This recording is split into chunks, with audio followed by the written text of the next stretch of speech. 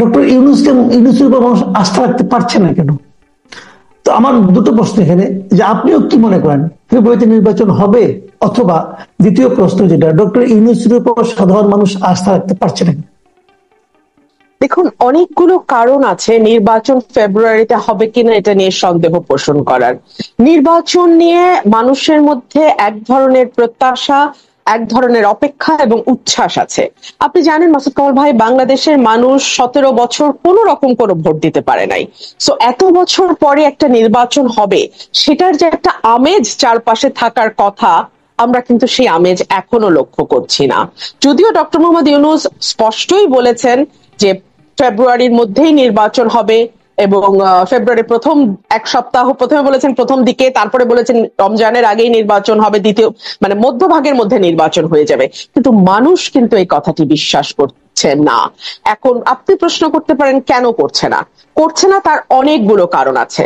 আপনি জানেন যে সংস্কার একটি চলমান প্রক্রিয়া, যেটা নিয়ে রাজনৈতিক দলগুলো দফায় দফায় বসছে, ঐক্যমতে পৌঁছবার চেষ্টা করছে, কিন্তু অনেকগুলো ব্যাপারে তারা যেমন একমত হয়েছে, আবার বেশ কিছু ব্যাপারে তাদের মধ্যে অনৈক্য খুব স্পষ্ট।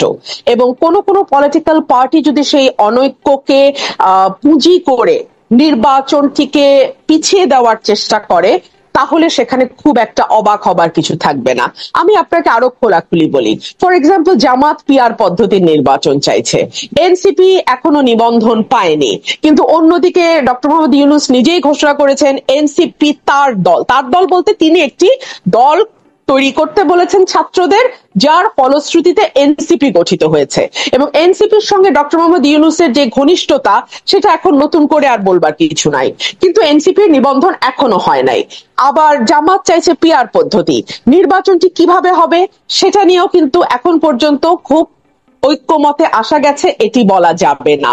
আপনি যদি গ্রাউন্ড রিয়ালিটির কথা চিন্তা করেন, মাঠের পরিস্থিতির দিকে তাকান, আপনি দেখবেন এমন একটা দিন যায় না যেদিন কোথাও না কোথাও কেউ না কেউ মবের মাধ্যমে কিংবা কোনো না কোনো ভাবে, মানে পলিটিক্যাল হত্যাকাণ্ড কিংবা আইন শৃঙ্খলা পরিস্থিতি, ব্যবসায়ীরা টাকা পয়সার জন্য হত্যাকাণ্ড কোথাও না কোথাও হচ্ছে। অর্থাৎ আইন শৃঙ্খলা পরিস্থিতি যতটুকু স্মুথ হলে একটা নির্বাচন বাংলাদেশে হতে পারে। আমি কখনোই আশা করব না বাংলাদেশের আইন শৃঙ্খলা ইংল্যান্ডের মতো বা ফিনল্যান্ডের মতো বা পশ্চিমের দেশগুলোর মতো হবে, তবে বাংলাদেশের মানে মানদণ্ড অনুযায়ী একটা নির্বাচনের আগে আইন শৃঙ্খলা পরিস্থিতি যেমন হওয়া উচিত তেমন না। আজকে স্বরাষ্ট্র উপদেষ্টা বলেছে যে ঢাকায় মব কিছুটা কমলেও, যদি উনি মব জাস্টিস শব্দটা বলেছেন, এই জাস্টিস শব্দটা নিয়ে আমার ভীষণ আপত্তি আছে, আমি জাস্টিস বলবো না।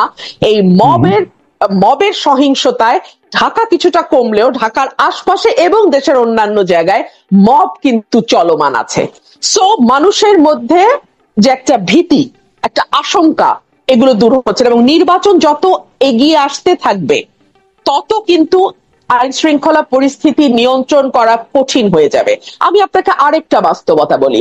ধরুন, জামাত আর এনসিপিকে যদি আমরা এক পাশে সরিয়েও রাখি, মোটামুটি 300টা আসনে, প্রতিটি আসনে বিএনপির 5 থেকে 10 জন নেতা আছে যারা নমিনেশন প্রত্যাশী।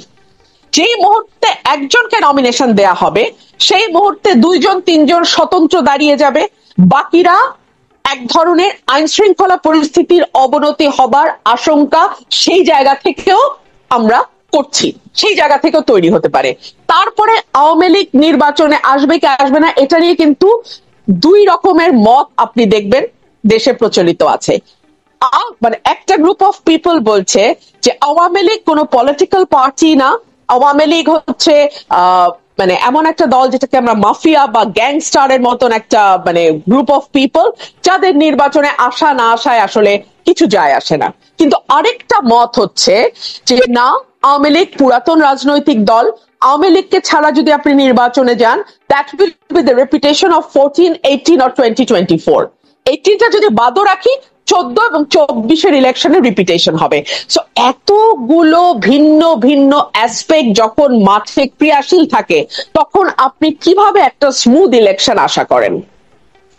তাহলে প্রধান উপদেষ্টা যেটা বলেছিলেন আগে, যে উনি ইতিহাসে সর্বশ্রেষ্ঠ নির্বাচন উপহার দিবেন, তো এটা কি তাহলে আসলে কথাই থেকে যাবে? আপনি দেখুন, আমি আজকে লক্ষ্য করছিলাম যে অন্তত পক্ষে সরকারের তরফে 4 জন, আমি যদি ভুল না করি 2 জন উপদেষ্টা এবং 2 জন সরকারের নীতি নির্ধারণী মহলের, তারা বারবার কিরা কসম কেটে বলতেছে ফেব্রুয়ারিতেই নির্বাচন হবে। কোন দল কি বলল, কোন দল নির্বাচনে আসলো বা না আসলো তাতে কিচ্ছু যায় আসে না। সরকার ফেব্রুয়ারি ঘোষণা করেছে, তো ফেব্রুয়ারিতে নির্বাচন হবে। অর্থাৎ তারা নিজেরাও জানে যে কতটা ভোলেটাইল একটা সিচুয়েশন এখন বাংলাদেশে প্রিভেইল করছে। তারা নিজেরাও কিন্তু খুব একটা কনফিডেন্ট না যে কেমন ইলেকশন, বাট তারা রিপিটেডলি কথাটা বলছে। আপনি মাসুদ ভাই যখন একটা কথা বারংবার বলবেন তখন ওটা আপনার নিজের প্রতি আস্থাহীনতারই একটা বহিঃপ্রকাশ। না হলে একই কথা আসলে বারবার বলার দরকার নাই। এবং বাংলাদেশ বিশ্বের সম্ভবত অল্প কয়েকটা দেশের একটা যেখানে নির্বাচন আসলেই অবাধ, সুষ্ঠু, নিরপেক্ষ, স্মরণকালের সবচেয়ে ভালো, জীবনে এত ভালো ইলেকশন কোনোদিন হয় নাই, আমরা পৃথিবীর শ্রেষ্ঠ ইলেকশন দেব, এই সব উদ্ভট এবং বাজে কথা নির্বাচনের আগে যুক্ত করা হয়। আরে ভাই, নির্বাচন মানেই তো free, fair, inclusive and neutral হওয়ার কথা। তো এটাকে আবার এতগুলো বিশেষণ দিতে হয় কেন? আমি তো এটাও বুঝি না। আচ্ছা, আপনি আরেকটা কথা বললেন যে এই এনসিপি কে আপনি বললেন যে এটা ডক্টর ইউনূসের দল।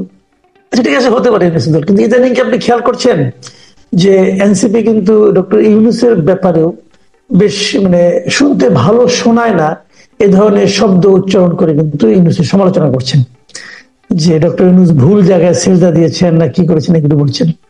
তাহলে নিজের দল তার সৃষ্টিকর্তার বিরুদ্ধে এই ধরনের কথা বলছে, এটাকেই বা আপনি কিভাবে জাস্টিফাই করবেন?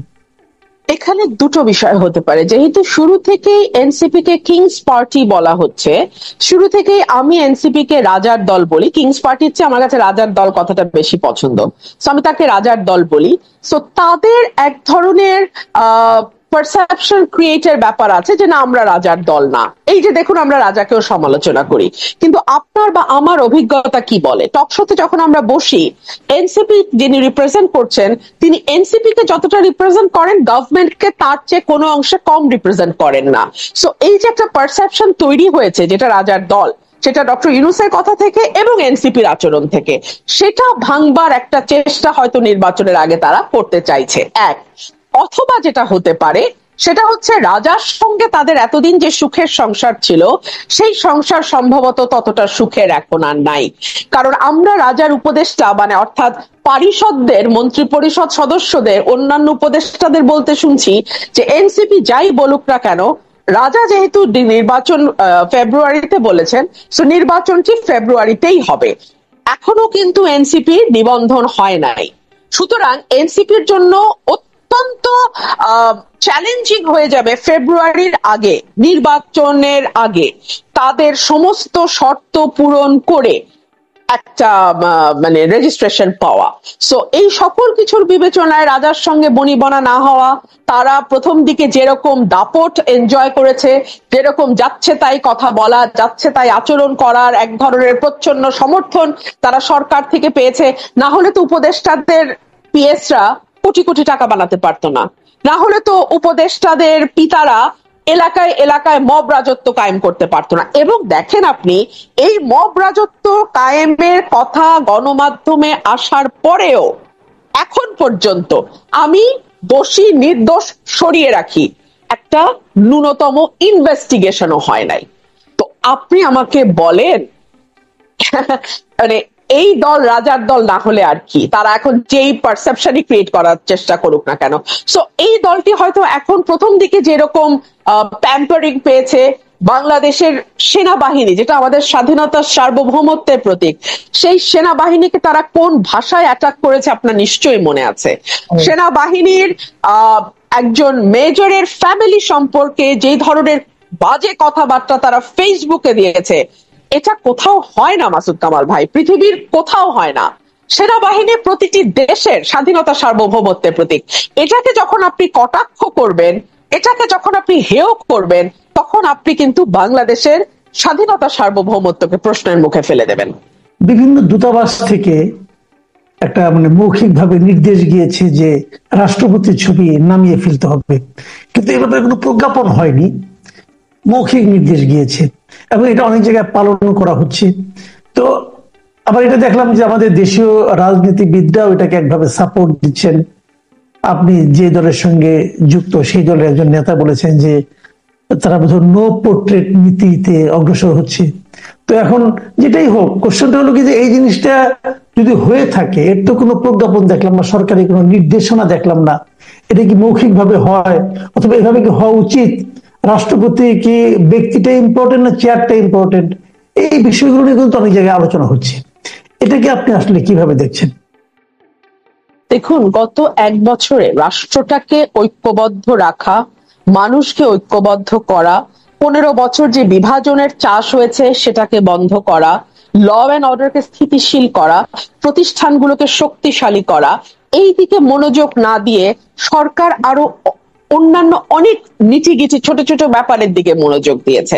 ধরুন, এই যে এই রাষ্ট্রপতির পোর্ট্রেটের ব্যাপারটাই ধরুন, এই পোর্ট্রেটটি সরানো কেন হলো আমরা কেউ জানি না। আপনি জানেন না, আমি জানি না, রাজনৈতিক দলগুলো জানে কিনা আমি জানি না। সো এই যে কেউ না জানলো, চুপে চুপে একটা মৌখিক নির্দেশ দেয়া হলো, এটার অর্থটা কি? যদি নো পোর্ট্রেট নীতি নিয়ে থাকে তাহলে সেটা প্রজ্ঞাপন দিয়ে আমাদের জানা, তাহলে কারো পোর্ট্রেট থাকবে না, ওয়েল এনাফ। আর কোন পলিটিক্যাল পার্টি যদি সেটাকে সাপোর্ট করে তাহলে আমি আশা করব সেই পলিটিক্যাল পার্টিও যখন ভবিষ্যতে ক্ষমতায় যদি যায় তাহলে তারাও নো পোর্ট্রেট নীতি নেবে। ডেফিনেটলি আমরা সেটা আশা করব। সো আমরা না এখন পিসমিল বেসিসে কাজ করছি, মানে যেটা সামনে আসছে ওটা নিয়ে কাজ করছি, কিন্তু আমাদের আসল যে কাজগুলো, এই সরকারের যে গুরু দায়িত্বটা ছিল 5ই অগস্ট 2024 সাল থেকে আজকে 25 সালের অগস্ট মাস অলমোস্ট শেষ হতে যাচ্ছে, এখন পর্যন্ত সেই আসল জায়গাগুলোতে আমরা হাত দিতে দেখলাম না। রাষ্ট্রপতির ছবি থাকবে কি থাকবে না সেটা নিয়ে সরকার যত ব্যস্ত, তার চেয়ে যদি বাংলাদেশের ল অ্যান্ড অর্ডার সিচুয়েশনটা ঠিক করার দিকে সরকার মনোযোগী হতো, যদি মানুষের নিরাপত্তা দেওয়ার ব্যাপারে সরকার মনোযোগী হতো, যদি একজন ভালো উপদেষ্টাকে স্বরাষ্ট্রের দায়িত্ব দেয়া হতো, যদি নির্বাচন সামনে রেখে কিভাবে তারা রোডম্যাপ তৈরি করবে সেটা নিয়ে মানুষের সামনে একটা ক্লিয়ার পিকচার দিত, যদি রাজনৈতিক পলিটিক্যাল পার্টিগুলোর মধ্যে ঐক্যমতের ব্যাপারে আরেকটু জোর দিত এবং যত দ্রুত সম্ভব নির্বাচনের ব্যাপারে একটা ফয়সালা করতে পারতো, তাহলে আমার মনে হয় যে দেশটা আরেকটু বোধহয় রাইট ট্র্যাকে যেত। আপনি যদি সাধারণ মানুষের দিকে কান পাতেন যারা কোনো পলিটিক্স করে না, তারা কিন্তু ভীত এবং